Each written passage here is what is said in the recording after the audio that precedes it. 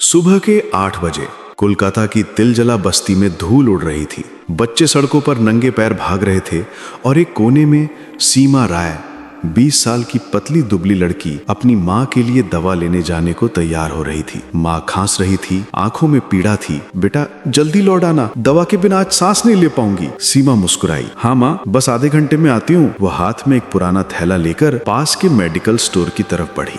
रास्ते में एक बड़ी सरकारी गाड़ी रुकी। गाड़ी से उतरे विजय प्रधान, इस इलाके के थाना इंस्पेक्टर। साथ में 4 सिपाही थे। उनके चेहरे पर घमंड और गरीबों के प्रति वही घृणा। विजय प्रधान ने एक झुग्गी की ओर इशारा करते हुए कहा, यही है वो चोरों की बस्ती। मंत्री जी की घड़ी चोरी हुई है, सर्च मारो। सिपाही बेतहाशा दरवाजे तोड़ने लगे और तभी सीमा रास्ते से गुजर रही थी। एक सिपाही चिल्लाया, ए लड़की, तू कौन है? तेरे पास ये बैग में क्या है? सीमा बोली, दवा है साहब, माँ बीमार है। विजय प्रधान आगे बढ़ा, उसका बैग छीना और जमीन पर पटक दिया। दवाइयां बिखर गईं। वो दवा की शीशियां उठाने झुकी ही थी कि विजय ने बाल पकड़कर उसे खड़ा कर दिया। सच सच बता, चोरी तूने की है ना? मंत्री जी का घर पास में है और तू यहीं घूम रही है। सीमा रोते हुए बोली, साहब मैं गरीब हूँ, चोर नहीं। विजय प्रधान की आंखों में घृणा थी। गरीबी ही तो सबसे बड़ा अपराध है। जब रोटी नहीं मिलती तो तुम्हारे जैसे लोग चोरी ही करते हैं। सीमा कांपते हुए बोली, साहब गरीबी कोई अपराध नहीं, लेकिन आप जैसे लोगों की सोच जरूर है। भीड़ इकट्ठा होने लगी। बस्ती के लोग दूर खड़े थे। कोई कुछ नहीं बोला। विजय प्रधान कर जा, अरे बहुत जुबान चल रही है तेरी। और उसने सीमा को भीड़ के सामने थप्पड़ मारा। एक नहीं 2 थप्पड़, इतने जोर से कि उसकी ओंठ से खून निकल आया। सीमा का दवा का बैग कीचड़ में गिर गया और उसकी माँ के लिए लाया हुआ सिरप टूट गया। वो कांपती आवाज में बोली, साहब ये दवा थी मेरी माँ की, आप क्यों? विजय ने हंसकर कहा, जेल में दवा दे देना अपनी माँ को। भीड़ में हंसी की आवाज आई। किसी ने मोबाइल निकालकर वीडियो बनाना शुरू कर दिया, पर किसी ने आगे बढ़कर अन्याय रोकने की हिम्मत नहीं की। सीमा की आंखों में आंसू थे, लेकिन उन आंसुओं के पीछे आग थी। वो बोली, आप सोचते हैं वर्दी पहनकर भगवान बन गए हैं? याद रखिए, एक दिन यही वर्दी मेरे शरीर पर होगी और मैं आपको जवाब दूंगी, कानून के नाम पर नहीं, इंसानियत के नाम पर। विजय प्रधान ने ठहाका लगाया, तू बनेगी अफसर? पहले तो ये बस्ती छोड़ने का हक चाहिए। उसने सिपाहियों को इशारा किया, ले चलो इसे थाने, सबक सिखाओ। थाने की दीवारें गीली थीं, छत टपक रही थी। सीमा को धक्का देकर एक अंधेरी कोठरी में बंद कर दिया गया। वो जमीन पर बैठी रही, हाथ कांप रहे थे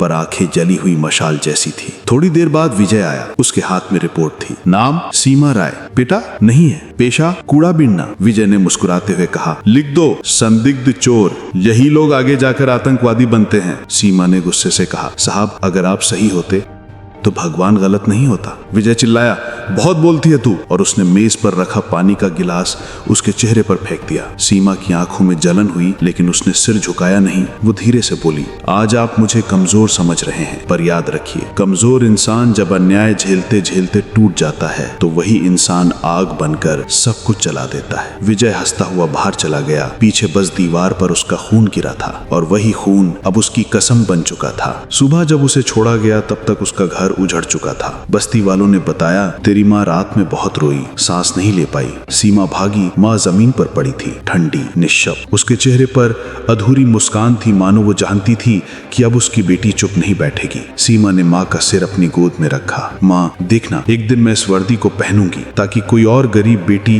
किसी विजय प्रधान की वजह से माँ ना खोए। वो रोती रही, पर उसके आंसू अब हार के नहीं, प्रतिज्ञा के थे। दिन रात उसने पढ़ाई शुरू कर दी। कूड़ा बीनने से जो पैसे मिलते उनसे किताबें खरीदती। कभी बिजली नहीं होती तो स्ट्रीट लाइट के नीचे बैठकर पढ़ती। लोग हंसते, अरे सीमा तू IPS बनेगी, तू तो झोपड़ी में रहती है। वो मुस्कुराती। सपनों का पता अमीरी नहीं, इरादा बताता है। वो हर सुबह अपनी माँ की तस्वीर के सामने दिया जलाती और कहती, आज एक कदम और पास। सालों बाद शहर में एक नया चेहरा छाया। राज्य के गृह मंत्री रघुनाथ चौबे, वही आदमी जिसने सीमा की बस्ती उजाड़ने का आदेश दिया था। विजय प्रधान अब उसका सबसे भरोसेमंद अफसर था। दोनों की सांठ-गांठ में गरीबों की जमीनें हड़प ली जा रही थी। और उसी वक्त एक खबर आई, IAS परीक्षा में सफलता पाने वालों की सूची जारी। विजय अखबार देखता है, सीमा राय, इंडियन पुलिस सर्विस, IPS। उसके हाथ कांपने लगे। रघुनाथ बोला, कौन है ये सीमा राय? विजय के चेहरे पर पसीना। सर शायद वही तिलजला बस्ती वाली लड़की। अच्छा,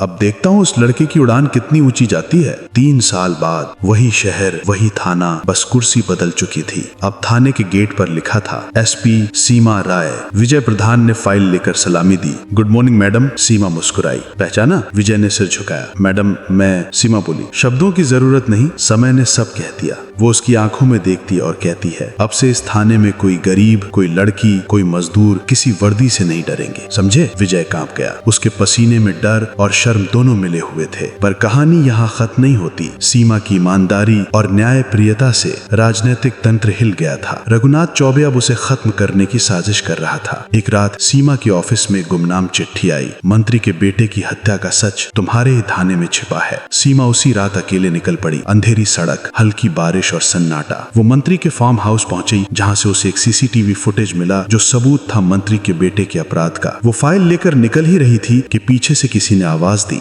बहुत खोजबीन कर ली तूने सीमा राय। वो मुड़ी। 4 नकाबपोश आदमी बंदूक लिए खड़े थे। सीमा के होठों पर हल्की मुस्कान आई। जिसे सच्चाई मारनी हो पहले खुद झूठ बनना पड़ता है। एक गोली चली, फिर अंधेरा। थाने की गंदी जमीन पर अब भी खून के निशान थे। वो खून मीना के पिता का था, जो एक इंस्पेक्टर की लाठी से पीट पीट कर मार दिया गया था, क्योंकि उन्होंने बस इतना कहा था, सच मत छिपाओ, इंसाफ चाहिए। थाने के बाहर बारिश हो रही थी। मीना, जो अब भी अपने पिता की लाश के पास बैठी थी, भीगी हुई कपड़ों में कांप रही थी, लेकिन उसके चेहरे पर कोई आंसू नहीं, बस आग थी, प्रतिशोध की आग। इंस्पेक्टर राघव, उस थाने का अधिकारी, हंसते हुए बोला, देखा, गरीब आदमी अगर ज्यादा बोलता है तो उसका यही हाल होता है। और तू तो बस चाय बेचने वाली है, पुलिस बनकर हमें सिखाएगी क्या? मीना की आवाज कांपी, लेकिन शब्दों में जहर था। आप जैसे लोगों की वजह से लोग पुलिस पर से भरोसा खो देते हैं सर, लेकिन मैं वादा करती हूँ, एक दिन यही वर्दी पहनकर आऊंगी और तब देखेंगे किसे किसे सलाम करना पड़ेगा। राघव जोर से हंसा।